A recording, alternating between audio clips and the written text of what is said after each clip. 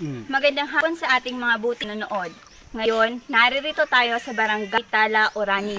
Naririto tayo upang tunghayan ang isang kwento ng buhay ng isang pamilya na may anak na may sakit na speech and language disorder o communication disorder. Ngayon, halina't silipin natin ang kanilang buhay. Tantararam.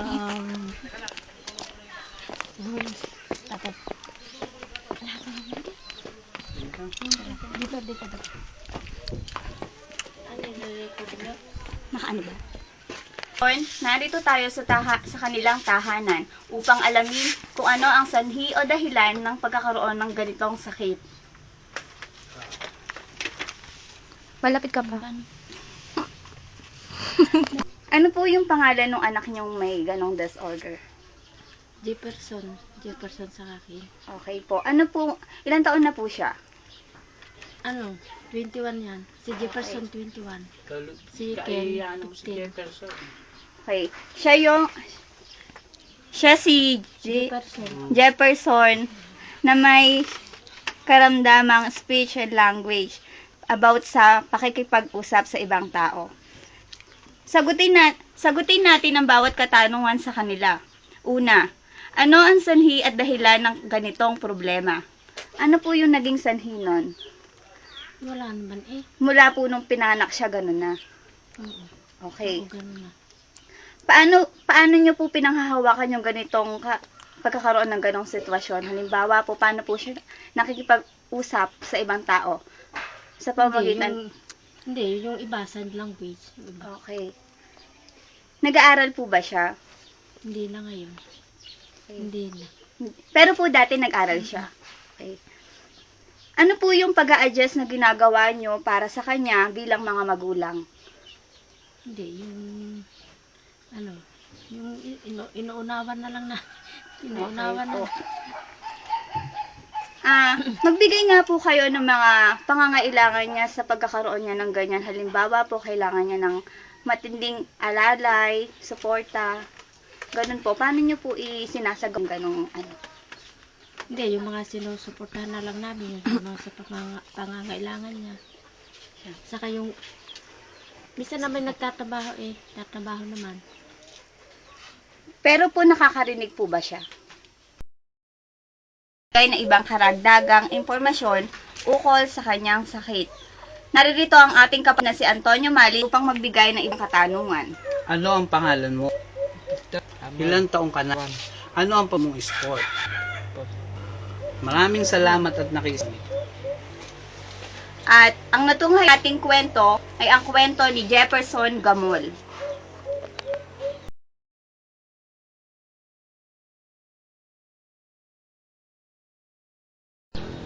Ngayon, naririto tayo sa Doña Orani, Bataan upang tunghayan natin at pasukin natin ang ikalawang kwento ng batang may speech and language disorder. Halina't ating tunghayan. Ngayon, naririto tayo sa tahanan ni Mary Rose Gamboa. Halina't pasukin natin.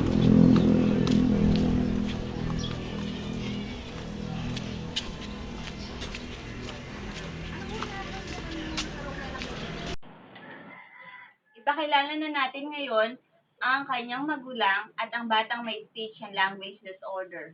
Naririto ang kanyang nanay na si Maricel Gamboa at ang kanyang anak na si Mary Rose Gamboa.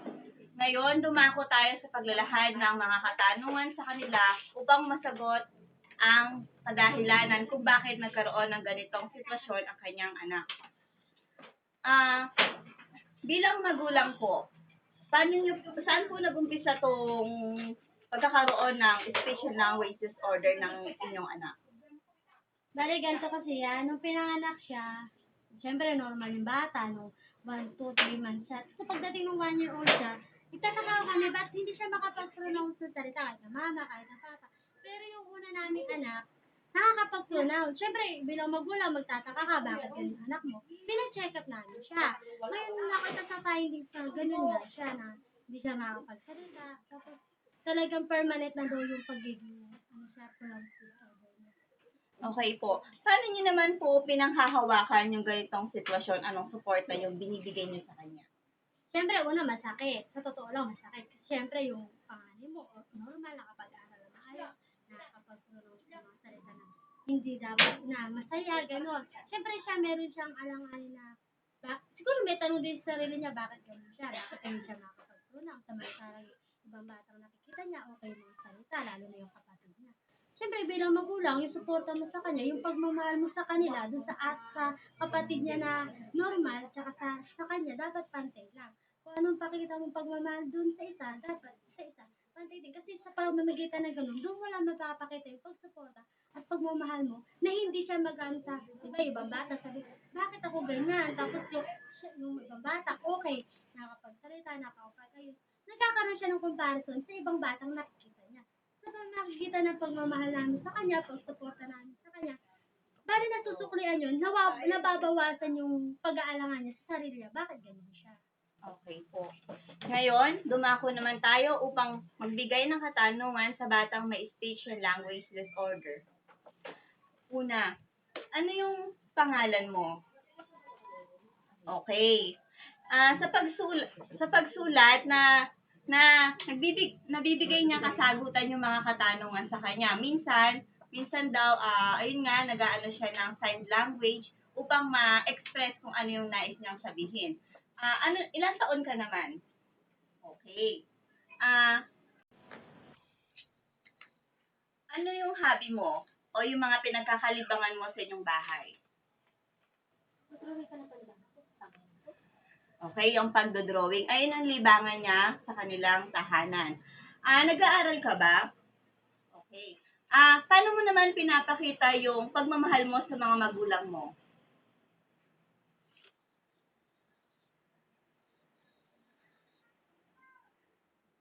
Okay, sa simpleng larawan na to, napapakita niya yung pagmamahal sa kanyang mga magulang.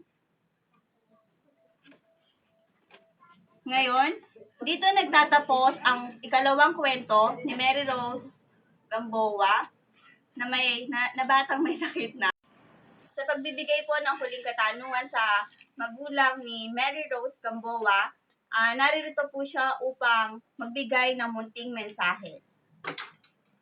Para sa mga nanay na katulad ko or magulang na katulad namin na may anak na may speech disorder, ang masabi ko lang, syempre wala naman ibang tatanggap sa anak ninyo kundi kayo lang.